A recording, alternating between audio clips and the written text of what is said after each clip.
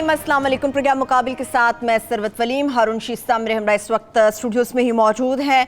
अजमल वज़ीर जिनको हटा दिया गया, पाकिस्तान और करप्शन इकट्ठे नहीं चल सकते, यही नारा लगाया गया था वज़ीर आज़म पाकिस्तान इमरान खान साहब की जानिब से।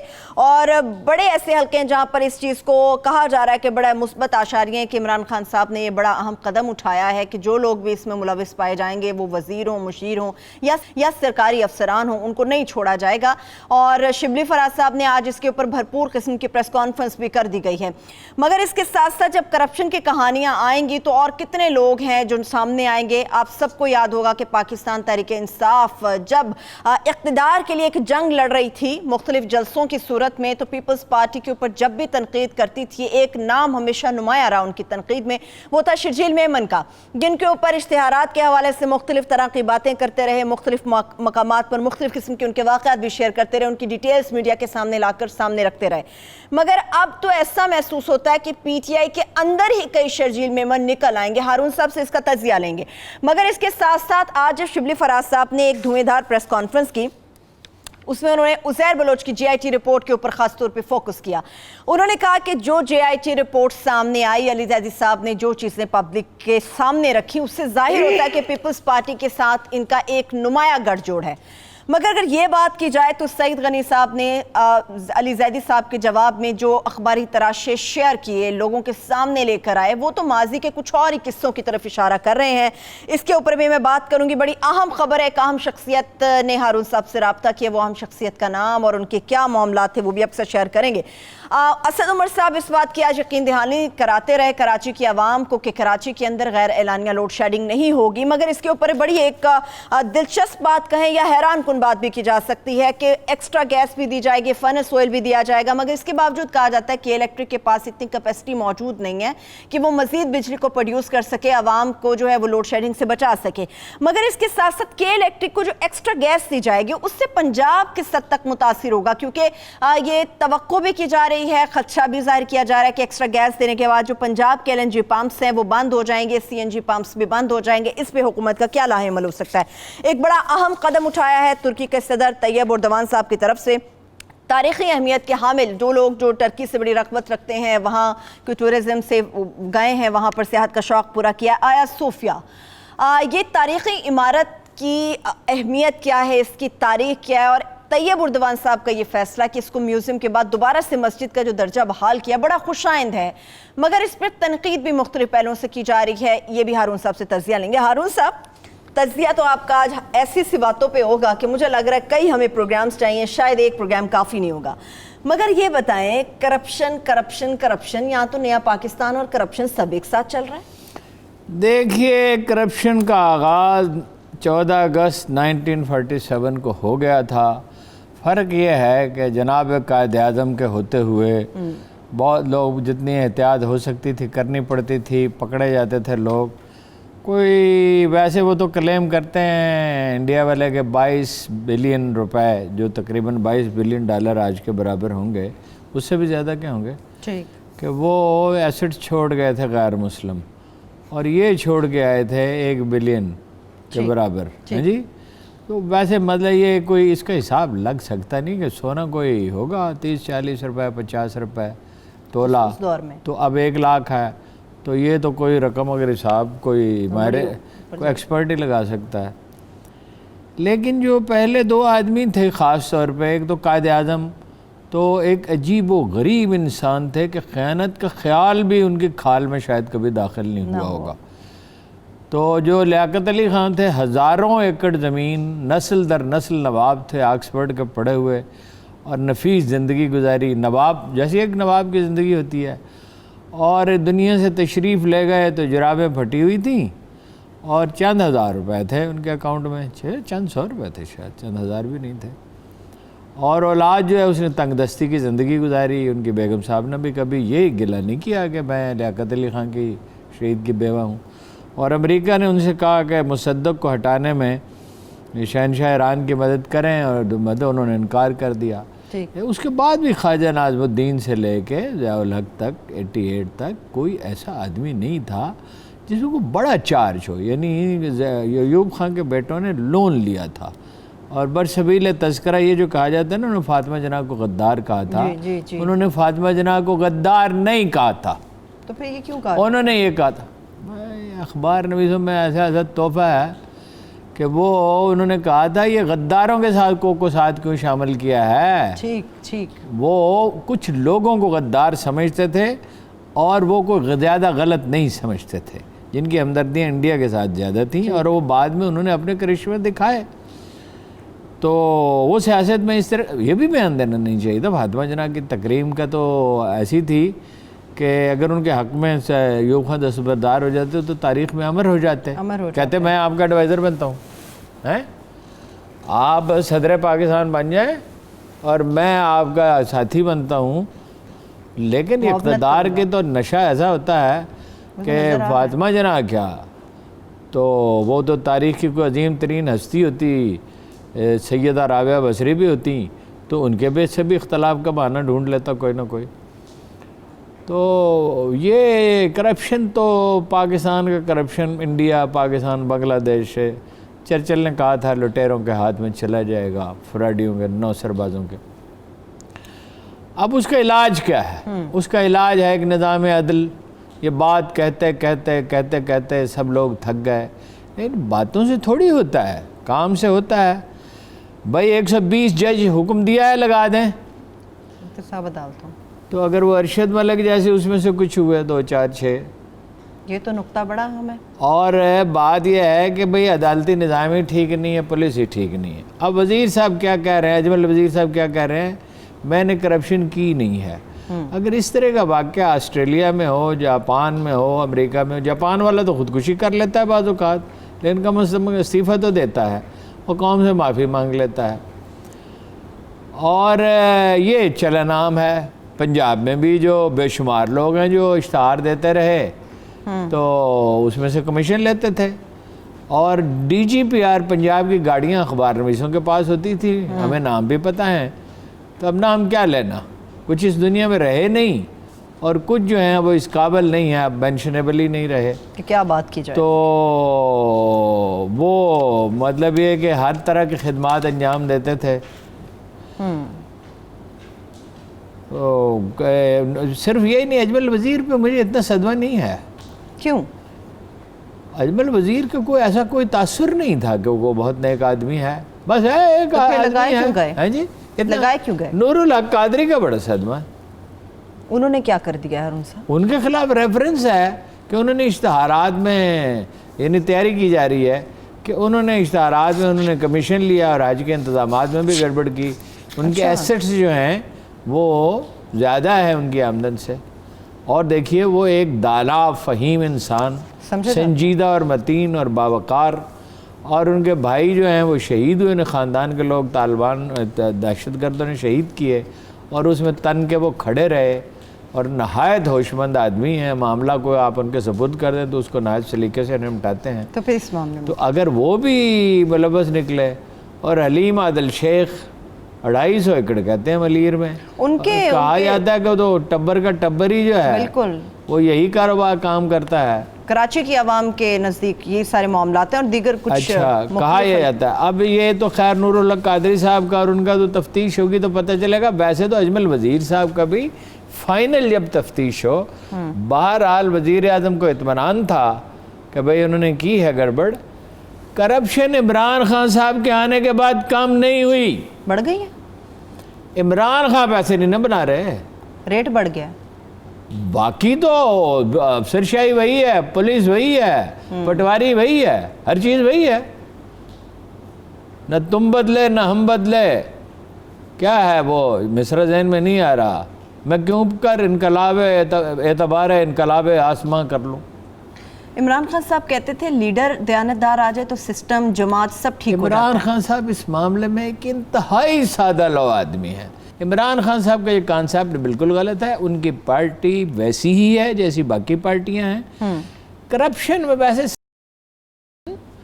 اور ان کے آقا کو کوئی پہنچ نہیں سکتا۔ مثالیں تو بڑی تشبیہ دی جو مرضی کر لے، یعنی جیسے ایک بڑے ہوٹل میں سبزیاں کاٹی جا رہی ہوتی ہیں، اس طرح انسان قتل کرتا تھا وہ عزیر بلوچ، اور اس میں کوئی اعتراض زرداری صاحب کو نہیں تھا. عزیر بلوچ کو تو پی ٹی آئی میں بھی شمولیت کے حوالے سے کہا رہا تھا. سعید غنی صاحب نے جو تراشے شیئر کیے ہیں 2014 نہیں, وہ نچلے درجے کے لوگ تھے, وہ مقامی لوگ تھے. عمران خان, دیکھیے بندے کا پتہ ہوتا ہے, عمران خان عزیر بلوچ کو ایکسیپٹ کیوں کرتا, سوال ہی نہیں پیدا ہوتا.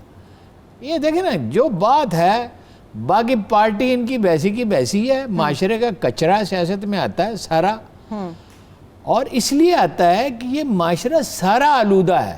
معاشرے کا کچرا ہمیں ریپریزنٹ کرتا ہے ہارون صاحب. ہاں جی, اس معاشرے کے کچرے کو ہم ووٹ دے کے لے کر آتے ہیں. اللہ کے رسول نے کہا ہے جیسے حکم ویسے ہوں گے جیسے تم ہو, تمہارے اعمال تمہارے عمال ہوں گے, تمہارے اعمال تمہارے حکمران ہوں گے. ٹھیک, یہ ایک بیسک رول ہے, اور یہ کبھی بدلا نہیں, نہ کبھی بدلے گا. معاشرے کی اصلاح کی ضرورت ہے.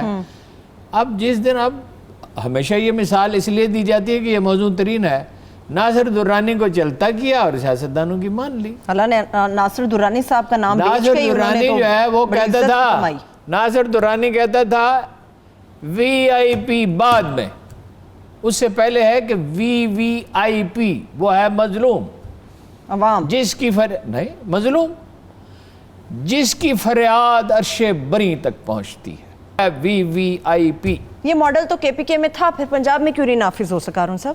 پنجاب میں اس کے لیے جو موزوں ترین لفظ ہے وہ میں استعمال کروں گا تو وہ مجھے لوگ کہیں گے ناشائستہ ہے. دل نہیں ہے, ہمت نہیں ہے.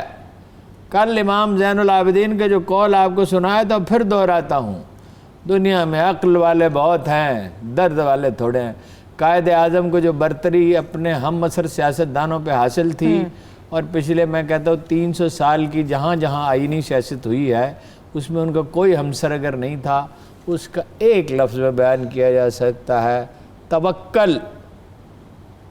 اگر عمران خان کہتا, اس دن کھڑا ہو جاتا, کہتا میں سیاستدانوں کے کہنے میں پولیس افسروں کا تقرر نہیں کروں گا. 17% کرائم بڑھ گیا اس سال 6 مہینوں میں, صرف 6 مہینوں میں. اس کا مطلب یہ, اللہ نہ کرے یہ صورتحال رہے, امید ہے نوٹس لیا جائے گا, تو 3 سال میں 100% تو بڑھ جائے گا. ہارون صاحب 9000 کے قریب ڈکیتیاں ہوئی ہیں صرف پنجاب کے اندر, 11000 سنگین مقدمات ہیں. ٹھیک ہے, 1990 میں یہ صورتحال پیدا ہوئی تھی.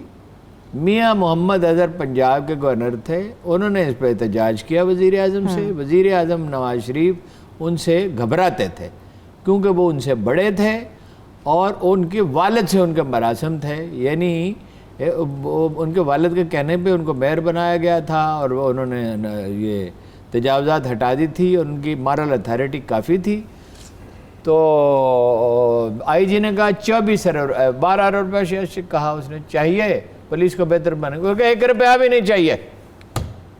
ٹھیک ہے, انہوں نے کہا آپ ذمہ داری لیتے ہیں, گورنر سے کہا, انہوں نے کہا آج سے آئی جی انسٹرکشن گورنر سے پولیس کی بات آپ کر رہے ہیں, انہوں نے ٹھیک کر دیا. ودن ویکس انہوں نے ٹھیک کر دیا. ایک ایم این اے کا باپ پکڑا گیا, ایک وزیر کا باپ بھی پکڑا گیا. پولیس کی بات آپ کر رہے ہیں ہارون صاحب, بڑا تاریخی اہمیت کا حامل ایک کام ہے جو کہ پنجاب کے اندر پولیس کے حوالے سے کیا جا رہا ہے. آن لائن کلاسز کا کہا جا رہا ہے کہ پولیس کے لیے آغاز ہوگا, کتنا فائدہ مند ہوگا؟ بریک سے واپس آ کے میں جان لیتی ہوں. بریک کی طرف بڑھیں گے, بریک سے واپس آ کے میں اس پہ بات کروں گی, مگر ایک اہم ترین شخصیت جس طرح سے میں نے آپ کو ابتدائی میں بیان کیا, ہارون صاحب کے ساتھ ان کا رابطہ ہوا ہے, کیا باتیں ہوئیں ملکی سیاست کے حوالے سے یا پھر ذاتی نوعیت کی کیا باتیں ہوتی رہیں, وہ بھی آپ کے ساتھ شیئر کریں گے. مگر اس کے ساتھ ساتھ کے الیکٹرک, اس کو حل کس طرح سے مسئلے کو کیا جائے گا, کے الیکٹرک کو ختم کیا جائے گا یا پھر پنجاب کو سرو کرنا پڑے گا, اس تمام سر معاملے میں ایک چھوٹی سی بریک ہمارے ساتھ رہی ہے.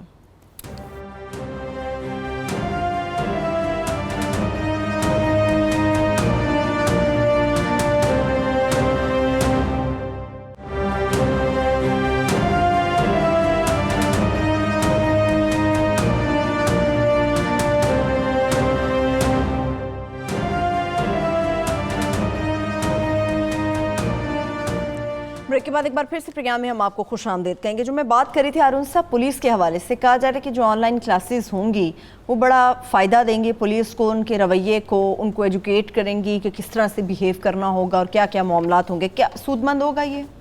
نہیں, آبویسلی کچھ نہ کچھ فائدہ ہوگا, لیکن کھانا ٹھیک نہیں ہے. پلیٹیں بڑی اچھی ہیں, سلاد بڑا شاندار ہے, چٹنیاں بڑی اچھی ہیں, مربے بڑے اچھے ہیں, سالن کھانے کے قابل نہیں اور چپاتی کھانے کے قابل نہیں.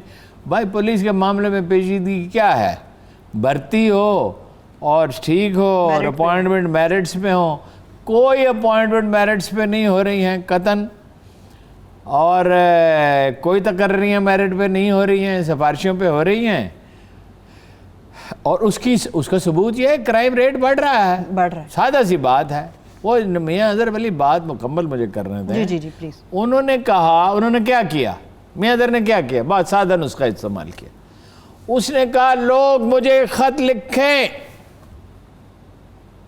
جہاں جرم ہو رہا ہے، جہاں مجرم M N A M P As کے ڈیروں پہ پناہ لیتے تھے اور 1200 لوگوں کے، مجھے خط لکھیں، نام کے بغیر ہی لکھ دیں۔ انہوں نے انٹیلیجنس افسر لگائے 2-4، میرا خیال ہے 2 ہی تھے، اور وہ شیخو پورے کی اور لاہور کی انہوں نے خاص طور پہ شیخو پورے کی فہرست بنا لی۔ وہاں تو ویسے کرائم ریٹ بہت بنا لی۔ بنانے کے بعد انہوں نے مثلا ٹیل پہ پانی نہیں پہنچتا تھا، یعنی کھالا جہاں شروع ہوتا ہے وہاں تو پانی ہے، وہ آگے جانے نہیں دیتے تھے، اور شیخو پورہ میں تو کرائم، سبحان اللہ۔ تو اس کے بعد انہوں نے حکم دیا کہ پکڑ لیا جائے۔ ایک ایم این اے کا باپ، ایک وزیر کا باپ پکڑے گئے، جب تگڑے لوگ پکڑے، اور بھی بہت سے پکڑے گئے۔ اچھا، ڈکیتی کا نام و نشان نہیں رہا، کرائم جو ہے وہ ٹھیک ہو گیا۔ وزیر اعلیٰ غلام حیدر وہیں رو پڑے، انہوں نے کہا پولیس اگر گورنر کے پاس ہے تو میرے پلے کیا رہ گیا، میں کہاں کا وزیر اعلیٰ ہوں۔ ایک تو شہباز شریف صاحب ان پہ حکم چلاتے تھے، اور ایک جو گورنر جو ہے تگڑا بہت تھا، اور اس کی کچھ مارل اتھارٹی بھی تھی، فرشتے صفت تو نہیں تھے مگر مارل اتھارٹی تھی۔ ٹھیک ہے، حماد انہی کا بیٹا ہے نا، حماد جو چمکتا ہے اتنا، تو اس کی وجہ سے رزق حلال کھایا نا، بڑا فرق پڑتا ہے۔ ٹھیک ہے نا جی۔ تو گزارش یہ ہے کہ آن لائن کلاسز نہیں، جو انہوں نے پختونخوا میں خود کیا، جو ساری دنیا میں ہوتا ہے کہ پولیس میں اور عدالت میں جب بھرتی ہو تو نہایت احتیاط سے ہونی چاہیے، تربیت ٹھیک ہونی چاہیے۔ تو جس ملک میں قتل عام کی اجازت دی گئی الطاف حسین کو، جنرل مشرف کے دور میں بھی، اس سے پہلے بھی کچھ، اور پھر زرداری صاحب کے دور میں امن کمیٹی کو 198 آدمی کو اس نے قتل کیا، اور کل سعید غنی صاحب نے کہا میں کہہ نہیں سکتا کہ وہ ٹیررسٹ ہے یہ نہیں ہے۔ 198 پہ ٹیررسٹ پتہ نہیں آدمی ہوتا ہے کہ نہیں ہوتا، شاید 2000 پہ ہوتا ہو، ان کے نزدیک شاید 2000 پہ، ورنہ تو ایک قتل والا بھی ٹیررسٹ ہی کنسیڈر کیا جائے گا۔ ہارون صاحب آپ کی کوئی بات چیت ہوئی، کوئی خبر دینے والے تھے آپ؟ نہیں، میں آپ نے اس کو بہت ہائی لائٹ ہی کر دیا۔ نہیں کیا مطلب، جب آپ نام لیں گے لوگوں کے کان ویسے کھڑے ہو جائیں گے؟ نہیں، میں کان کھڑے کرنے کے لیے نہیں پروگرام کر رہا، میں نے ایک جو بات جتنی ہے دیکھیں نا، یہ مرچ مسالہ زیادہ نہ ڈالیں، نام میں آپ نام لیں لوگوں کے کان ویسے کھڑے ہو جائیں گے۔ بھائی جہانگیر ترین صاحب کا فون آیا۔ آپ جہانگیر ترین صاحب، آپ ان کو ہلکا لے رہے ہیں؟ ہلکا نہیں میں لے رہا، ایسی کوئی خاص سنسنی خیز گفتگو نہیں ہوئی۔ کل تک نواز شریف صاحب سے رابطوں کے بعد انہوں نے میرے ایک دوست کو فون کیا، سن لینا، اب آپ بیچ میں نا مداخلت ذرا کم کریں، ٹھیک ہے پروفیسر صاحبہ؟ ہاں جی، اسٹوڈنٹس کو بھی وقت دیا کریں۔ اچھا، وہ انہوں نے اپنے ایک دوست کو فون کیا جو ان کے بہت عزیز دوست ہیں۔ اچھا، انہوں نے کہا ہارون رشید میرا نمبر نہیں چاہتا پیا، میں ان کو فون کرے دا وہ سنتا کہے نہیں۔ اس نے کہا بھائی وہ ظہر کے وقت اٹھتا ہے، فجر کے بعد سوتا ہے، آرام سے ٹیلی فون کرو، اتنی جلدی کیا پڑی ہے۔ خیر میں نے ایک بیل بجی جب، تو میں نے وہ نمبر سامنے آیا، بیل تو اللہ کے فضل سے ہم نے کبھی کھولی کم ہی ہے زندگی میں، تو وہ میں نے کہا ہیلو، تو انہوں نے کہا میں جہانگیر ترین بول رہا ہوں۔ وہ میں ان کے ساتھ ویسے سرائکی میں گفتگو کرتا، مجھے یاد ہے آج سرائکی میں کچھ سرائکی میں کی، کچھ اردو میں۔ اچھا، میں نے کہا سائیں میرا حکم کرو۔ انہوں نے کہا بھائی باقی بات تو چھوڑیں، دیکھیں نا ہم نے تو ان کے بارے میں کوئی روح رعایت نہیں کی تھی، بیلنس بات کی، ایک جو ہونا چاہیے، جو بیلنس بات، ٹھیک ہے۔ تو میں انہوں نے کہا بھائی میں حیران رہ گیا ہوں جس طرح آپ نے مجھے ڈسکرائب کیا، مجھے تو سمجھتے ہی صرف آپ ہیں، مجھے آپ نے اتنا اچھا ڈسکرائب کیا میری شخصیت کو، اور آپ نے اتنا صحیح نتیجہ اخذ کیا کہ میں ہکا بکا رہ گیا۔ اچھا، جہانگیر ترین صاحب تو جب شامل ہوئے تھے تو بات چیت تو ان سے میں نے ہی کی تھی ہاں اور 15 اور آدمیوں سے، تو تعلقات رہے. پھر وہ ذرا اپنے کاموں سرکاری کاموں میں مصروف ہو گئے، ہم اپنے جلد میں مصروف ہو گئے، تو رابطہ برائے نام رہ گیا. پھر ظاہر ہے کہ وہ اخبار نویس کی سیاستدان کی دوستی جو ہے اس سے بڑا جھوٹ ویسے کوئی ہے ہی نہیں دنیا، ہو ہی نہیں سکتی. نہیں وہ تو ہو نہیں سکتی. اگر اخبار نویس نے اخبار نویسی کرنی ہے، ٹھیک ہے، ہم نے تجربہ کر کے دیکھ لیا. اچھا اب وہ جناب ہلکی پھلکی گفتگو شروع ہوئی کہ اچھا کہاں کیا کر رہے ہیں اور کیا مصروفیت اور یہ اور وہ فلاں. نتیجہ یہی تھا کوئی ملاقات نہیں ہوئی نواز شریف صاحب کے ساتھ. واضح انہوں نے کہا کہ نہیں، بالکل کیٹیگریکل، تو پھر یہ کوئی ملاقات نہیں ہوئی. میں نے جو کل آپ سے عرض کیا تھا کہ جہاں تک میں سمجھا جو انہوں نے کہا میں آپ کو بتا دیتا ہوں. جی جی جی جی انہوں نے کہا بھائی میں بالکل ریلیکس کر رہا ہوں، آرام سے ہوں، بچوں کے ساتھ ہوں، اپنا معمولات ظاہر ہے آج کل کاروبار تو وہ بیٹھے وہاں کر رہے ہیں. آپ کا کیا خیال ہے آج کل کاروبار کرنے کے لیے وہاں فزیکلی کہیں موجود ہونا ضروری ہوتا ہے؟ بھائی آپ کو پتہ ہے ویڈیو لنک پہ ہر ایک کے ساتھ گفتگو ہوتی ہے، وہ سارا اپنا معاملہ وغیرہ. اچھا یہ انہیں تسلی تھی ٹھیک ہے کہ بھائی شوگر ملوں کا کیس ہے تو شوگر ملوں کا کیس ہے نا، جہانگیر ترین پہ تو کوئی کیس نہیں. جہانگیر ترین پہ کوئی کیس نہیں ہے، ان کی مل بھی اس میں ویسے شامل ہے. ایک بات میں نے چھیڑی جب میں نے ان سے اجازت نہیں لی، اجازت کے بغیر گفتگو کر رہا ہوں، اگر ہے ویسے پتہ نہیں یہ صحیح ہے یا نہیں، پھر آپ بہرحال میں نے ان سے کہا جہانگیر ترین صاحب دنیا میں ہزاروں مسرتیں ہیں، سیاست کے علاوہ بھی، اقتدار کے علاوہ بھی، کاروبار کے علاوہ بھی. صبح سے شام تک سیر کرنا، اچھے ریستوران میں کھانا کھانا، کافی پینا، بچوں کے ساتھ گپ لگانا، دوستوں کے ساتھ ملنا، کتنی بے پناہ چیزیں اللہ کی کائنات میں نعمتیں پھیلی ہوئی ہیں، تو ان سے آپ استفادہ کر سکتے ہیں، آرام سے بیٹھیں. انہوں نے کہا بالکل یہی میں کر رہا ہوں بھائی، اور یہ بات صحیح نہیں ہے جو یہ میرے بارے میں مشہور کر رہے ہیں، یہ بات بالکل غلط ہے کہ کوئی ملاقات ہوئی. ہاں ٹھیک ہے ہارون صاحب، اس کے بعد آگے بڑھتے ہیں، مگر یہ تو بتائیے وہاں پر وہ کہہ رہے ہیں اچھا بشاش وہ بہت تھے، یہی تو پوچھنا چاہ رہی ہوں، اتنے بشاش تھے کہ میں حیرت زدہ ہی رہ گیا. علاج معالجے کے غرض سے انہوں نے کہا کہ روٹین کا چیک اپ ہے جس کے لیے وہ گئے. یہ کچھ بتایا کہ واپسی ان کی کب ہے پاکستان میں؟ میں نے نہیں پوچھا، میں نے ان سے کہا مت آؤ، آپ نے مشورہ دیا؟ ریلیکس رہو. آپ نے مشورہ دیا مت آنے کا؟ مشورہ دیے بغیر تو میں رہ سکتا نہیں. آپ یہی تو میں کہہ رہی ہوں، آپ نے خان صاحب کو بھی بڑے مشورے دیے. بڑی غلطی کی میں ادھر نہ میں نے روزانہ معافی روز پوچھ لیا کریں، میں روز معافی مانگ لیا. اب ادھر مشورے نہ دیا کریں ہارون صاحب. میں بریک کی طرف جا رہی ہوں، مگر بریک سے پہلے ہارون صاحب آپ کہہ رہے تھے کوئی خاص ملاقات نہیں ہے. میں نے کہا تھا نام ہی کافی ہے، کان کھڑے ہو جائیں گے. آپ نے پورے سیگمنٹ میں صرف ترین صاحب کی دلچسپ گفتگو ہمارے ساتھ شیئر کی. میں بریک کی طرف جا رہی ہوں. جب بریک سے واپس آئیں گے تو تاریخی اہمیت کے حامل مسجد جو ہے آیا صوفیہ، اس سے متعلق بات کریں گے، اور جدید ترکی کا جو ماڈل ہے اس سے متعلق خصوص طور پر گفتگو کریں گے. ہمارے ساتھ رہیے.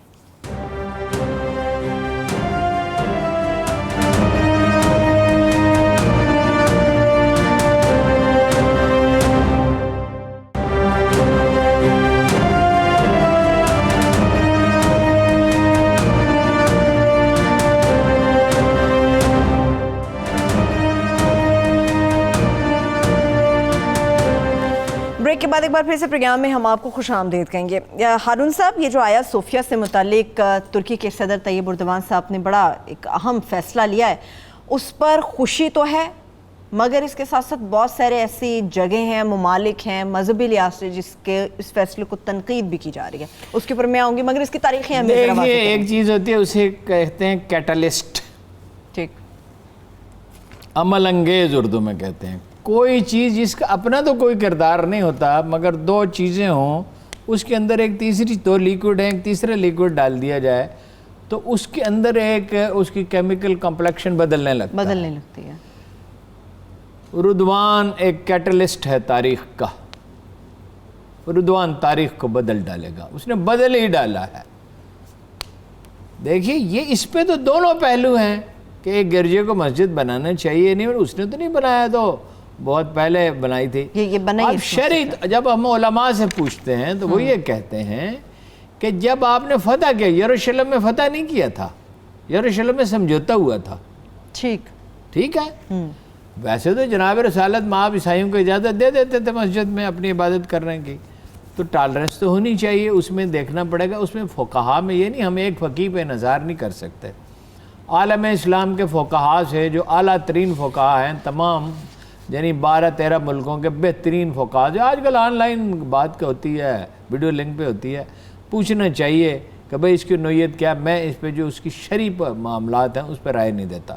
اس کی میں پولیٹیکل امپلیکیشنز پہ بات کرتا ہوں. نہ میرا منصب یہ نہیں ہے کہ میں شریعت سے بات کریں. ٹھیک ہے، پولیٹیکل رائٹس پہ بات کرتے ہیں. بات یہ ہے کہ جب سلطان محمد فاتح نے اس کو کنکر کیا تو یہ یاد رکھیں 2 باتیں رسول اللہ صلی اللہ علیہ وسلم کی.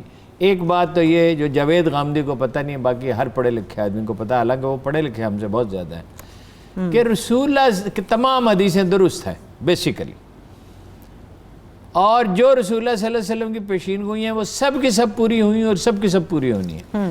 آپ نے فرمایا تھا یہ ہند کے مسلمان جو ہیں وہ ہند کے مشرکین کو شکست دیں گے اور پھر ابن مریم کے ساتھ مل کے دمشق میں لڑیں گے یہودیوں کے ساتھ. ٹھیک. اور ترکوں کے بارے میں یہی فرمایا تھا. جب یہ فرمایا تھا تو ہندوستان میں مسلمان کوئی تھا نہیں. آپ نے فرمایا روم کو شکست دیں گے، ایران کو شکست دیں گے، ڈھالوں کے چہروں والوں کو شکست دیں گے، اور میں اگر کہیں تو 100 گنا سکتا ہوں جو میں نے کچھ تو میں نے اپنی آنکھوں سے دیکھی. یعنی جو پچھلے 20 سال میں ہوئی ہیں سعودی عرب میں، وہ میں نے اپنی آنکھوں سے 4-5 تبدیلیاں دیکھی. پھر کسی وقت بات کریں گے. جو آپ نے پیشین گوئیاں کی تھی وہ سچ ثابت ہوں گی. 100% سچ 100% سچ. کیونکہ وہ قرآن کہتا ہے، وہ خود تھوڑی کہتے ہیں، وہ تو جو انہیں حکم دیا جاتا ہے وہی بیان جو ان پہ وہی بیان. لیڈرشپ چلی گئی ترکی کے پاس عالم اسلام کی، from Indonesia to Bosnia. Leadership چلی گئی ترکوں کے پاس. صحیح. یہ ہے اس کی پولیٹیکل امپلیکیشن. میرا تو خیال ہے کہ دیکھیے فیصلہ تو کر لیا انہوں نے، جمعے کا اعلان کر دیا. یہ کوئی معمولی عمارت نہیں ہے. When the king entered in the building جس نے بنائی تھی، نام مجھے یاد رہتے نہیں ہیں، آپ کو پتہ ہی ہے، تو اس نے کیا کہا تھا؟ سلیمان میں تم پہ بازی لے گیا. حضرت سلیمان علیہ السلام سے کہہ رہے ہیں میں تم پہ بازی لے گیا. پیغمبر پہ کون بازی لے جا سکتا ہے؟ پیغمبر پہ تو بازی لے جانے کا کوئی تصور ہی نہیں ہے. بادشاہ کی کیا اوقات ہے؟ حکمران کی کیا حیثیت ہے؟ ولی کے سامنے کیا حیثیت ہے؟ ایک سچے مسلمان کے سامنے کیا حیثیت ہے؟ ایک عالی ظرف انسان کے سامنے، مسلمان نہ بھی ہو، عالی ظرف انسان کے سامنے بادشاہ کی کیا اوقات ہے؟ اچھا، یہ بلڈنگ جو ہے یہ اس طرح بنائی گئی کہ پورے یورپ سے تحائف آتے تھے. اچھا. بہترین ہیرے، موتی، یہ سٹون، طرح طرح کے ہزاروں قسم کے سٹون ہوتے ہیں. مجھے چونکہ اس سے دلچسپی رہی ہے. اچھا، وہ ایک ڈیزائن جیسے تاج محل بنایا گیا اور ایک عجوبہ وجود میں، وہ ایک عجوبہ ہے. اور اس کی اتنی تقدیس ہے کہ جب سلطان محمد فاتح کا لشکر وہاں داخل ہوا تو وہاں چلے گئے اور انہیں پورا یقین تھا کہ فرشتہ اترے گا. اچھا. اور ان کی گردنیں کاٹ دے گا. اب انہوں نے دیکھا کہ وہ تو ممبر تک چلے آئے.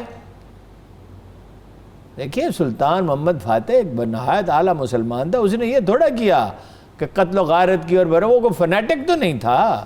اس نے اس علاقے کو فتح کیا اور یہ اپنا ایک نئے عہد کا آغاز ہو گیا جو اسے شروع ہوا تھا. ارطغرل کے باپ کا کیا نام تھا؟ وہاں سے شروع ہوا تھا. سلیمان شاہ. وہاں سے شروع ہوا تھا تو یہ یہاں عروج پہ پہنچا. اب میں اس کی ایک خصوصیت بتاؤں سلطان محمد فاتح کی. جی. سلطان محمد فاتح سے کسی نے پوچھا تمہاری کامیابی کا راز کیا ہے؟ کیا بیان کیا؟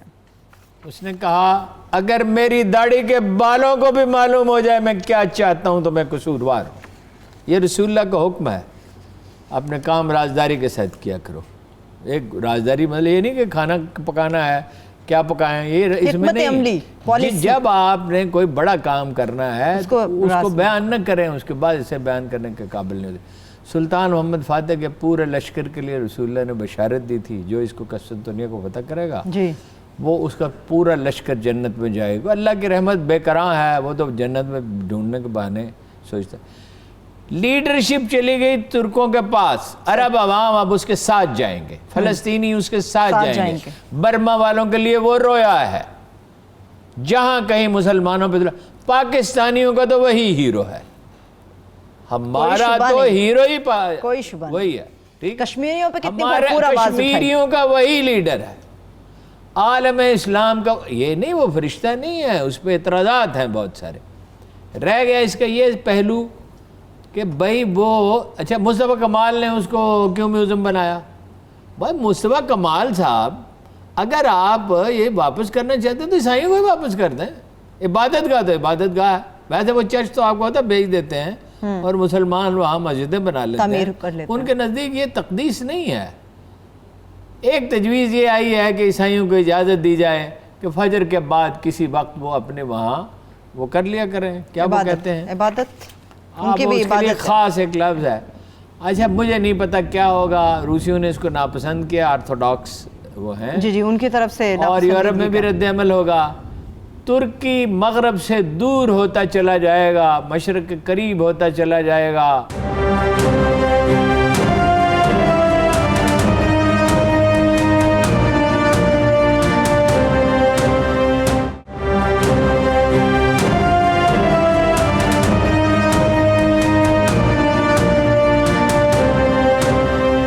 ارون صاحب 2019 کی جو ٹورزم ہوئی ٹرکی میں, اس میں سب سے زیادہ آیا صوفیہ کی یہ مسجد دیکھنے کے لیے ٹورسٹ آئے.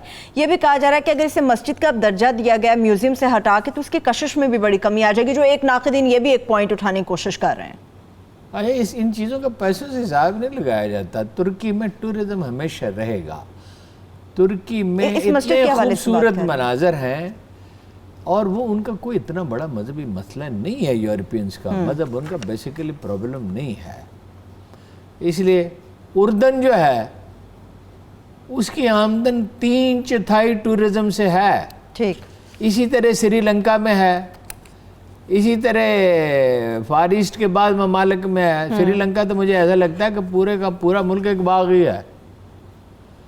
تو ترکی میں بہت سی جگہ ہیں.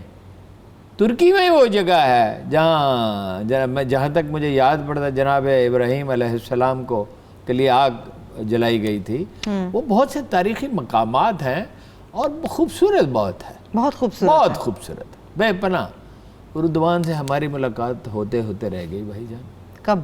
یہ کچھ 7-8 مہینے کی بات ہے. ہمیں انوائٹ کیا گیا تھا, وہ پھر کچھ مصروفیت آ پڑی ان کو, ہمیں نہیں. تو 2 آدمی ہمارے ہی دفتر کے تھے دونوں, اچھا, اور کچھ ریڈیو کے لوگ تھے. تو وہاں سے انویٹیشن آیا تو ہم نے کہا آمنا و صدقنا. ویسے تو ہم گھبراتے ہیں سفر کرنے سے, لیکن وہ ہوگی انشاءاللہ انشاءاللہ تعالیٰ. تو یہ بالکل صحیح ہے. پھر ان کی طرف سے کہا جا رہا ہے جتنی بھی تنقید کی جائے دنیا بھر میں کہیں بھی کسی بھی طریقے سے, تو یہ بیسکلی ترکی کی اپنی خود مختاری کا معاملہ ہے. اس میں کسی کی بھی انہیں نہیں سننی چاہیے. آپ کیا سمجھتے ہیں کہ ان کی اپنی واقعی خود مختاری کا معاملہ ہے؟ نہیں, علماء سے مشورہ تو انہیں فقہا سے کرنا چاہیے تھا, اور اس کا طریقہ آج یہ نہیں ہے کہ ترکی کا فقہا ایک فیصلہ دے دے. اس کا طریقہ یہ ہے کہ عالم اسلام کا اب ویڈیو لنک پہ اور ای میل پہ کچھ نہیں ہو پاتا. آپ 10-20 ان اعلیٰ ترین آدمیوں کا انتخاب کریں جو سچے مخلص کھرے ہوں, اہل ذکر ہوں, اہل علم ہوں, راسخون فی العلم ہوں. انہی چیزوں کے لیے تو اللہ نے حکم دیا ہے کہ جو سچے اہل علم ہیں ان سے مشورہ کیا کرو. اب اس کی کیا پولیٹیکل امپلیکیشنز ہوں گی اس کا تو اندازہ کیا جا سکتا ہے. ٹھیک ٹھیک. ترکی اب یورپ سے اور امریکہ سے دور ہوتا ہے, پاکستان بھی دور ہوتا چلا جائے گا. یہ تقدیر میں لکھا ہے کہ پاکستان کا دوست چین ہوگا, ترکی ہوگا, اور ممالک بھی ہوں گے. ہم اپنے پاؤں پہ کھڑے ہو گئے بقول ضیاءالحق کے کہ اگر کوئی قوم اپنے پاؤں پہ کھڑی ہو جاتی ہے تو ساری دنیا اس کی مدد کو آتی ہے. تو جب آپ اگر ہم اپنے پاؤں پہ کھڑے نہیں ہوتے, یہ کہ عالم اسلام جو ہے وہ ایک نمونے کی ریاست بنے گی. قائد اعظم نے خود فرمایا تھا, علامہ اقبال کی یہی خواہش تھی. تو ہم تو نہیں بن سکے, ہمارا حال تو یہ ہے اونٹ رے اونٹ تیری کون سی کل سی تھی. آپ کیا ٹھیک ہے آگے بڑھتے ہیں. ہارون صاحب اپنے قائد اعظم صاحب کی بات کی, قائد اعظم ویسے کے شہر پاکستانی قائد کی بات کر لیتی ہوں. اس کا نام اگر اونٹ رکھ دیا جائے اور اس کی بایوگرافی لکھی جائے تو کافی پاپولر. کس کو کہہ رہے ہیں؟ یہ میں نہیں بتا سکتا, لوگ سمجھ گئے ہوں گے. نہیں لوگ سمجھتے, جو سمجھتے ہیں وہ سمجھ جائیں. مغالطے میں نعرے میں اس لیے آپ سے پوچھنا چاہ رہی ہوں, مغالطہ نہ ہو جائے. مجھے 20 سال ہو گیا یہ کاروبار کرتے ہوئے, اینکر کے قابو میں آسانی سے. اچھا چلے میں ذرا قائد اعظم کے اپنے شہر قائد کی بات کر لیتی ہوں, روشنیوں کے شہر کی بات کر لیتی ہوں, جہاں پہ مسئلہ یہ بنا پڑا ہے کہ روشنی ہو تو کیسے ہو, لوڈ شیڈنگ نے ان کا جینا حرام کیا ہوا ہے. اسد عمر صاحب پریس کانفرنس کرتے ہیں, ہارون صاحب وہ کہتے ہیں کہ غیر اعلانیہ لوڈ شیڈنگ بالکل نہیں ہوگی. وزیر توانائی سندھ کہتے ہیں کہ اسد عمر صاحب کے اعلان سے کچھ نہیں ہونے والا, یہ کہ الیکٹرک کا ہوگا کیا, بجلی ملے گی نہیں. مجھے یہ نہیں پتا کیا ہوگا, میں یہ بتا سکتا ہوں, عرض کر سکتا ہوں, بتا یہ لفظ مناسب نہیں ہے, میں بتا سکتا ہوں, میں کوئی ایکسپرٹ ہوں, میں یہ عرض کر سکتا ہوں جو ماہرین سے مشورہ کیا ہے سیانے بندوں سے کہ کیا کرنا چاہیے, اسے ٹیک اوور کر لینا چاہیے.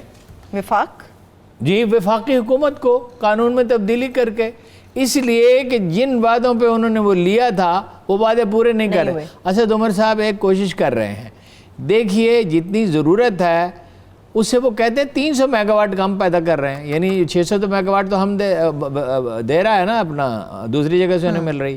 سی این جی کی ان کے لیے ایل این جی بڑھا دی جائے گی, فرنس آئل میں بھی ان کی مدد کی جائے گی. آپ جو مرضی کریں, ان کا فائدہ اس میں ہے کہ وہ کم بجلی پیدا کریں, اور ڈھٹائی کا عالم یہ ہے کہ کوئی چیز ان پہ اثر انداز نہیں ہوتی.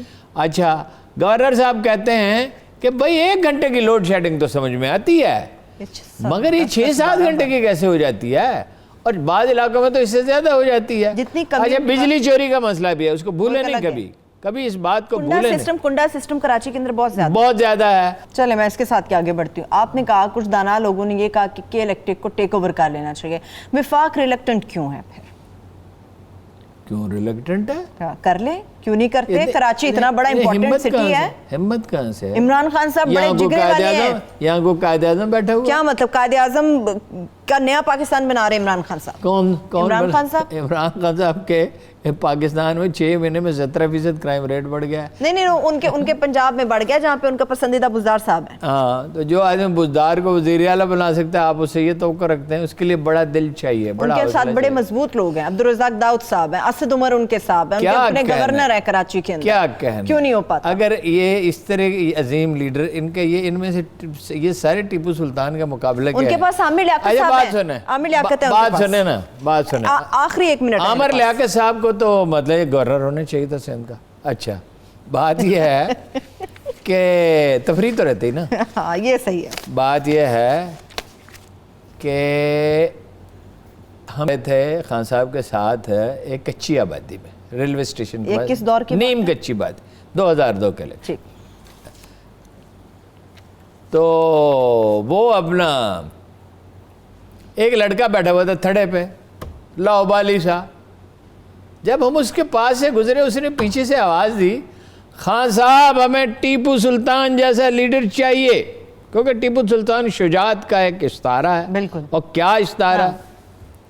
خان صاحب ایک معاملے میں پورا ٹیپو سلطان, آخری جملہ, ایک معاملے میں عمران خان پورا ٹیپو سلطان ہے. بیان کیجئے. جیسے اس کے محل میں گھٹیا قسم کے لوگ کافی پائے جاتے تھے, حتیٰ کہ غدار پائے جاتے تھے. عمران خان صاحب کے ارد گرد بدنیتوں کا ایک بڑا ہجوم ہے. یہ پہلا آدمی نہیں ہے جو پکڑا گیا ہے, جب پکڑنے پہ آئیں گے بہت سارے پکڑے جائیں. چلیے میں کلوزنگ کی طرف جا رہی ہوں. بہت شکریہ, تھینک یو سو مچ ہارون صاحب. میرے تمام دیکھنے والوں کو شکریہ. مجھے اجازت دیجیے, اللہ حافظ.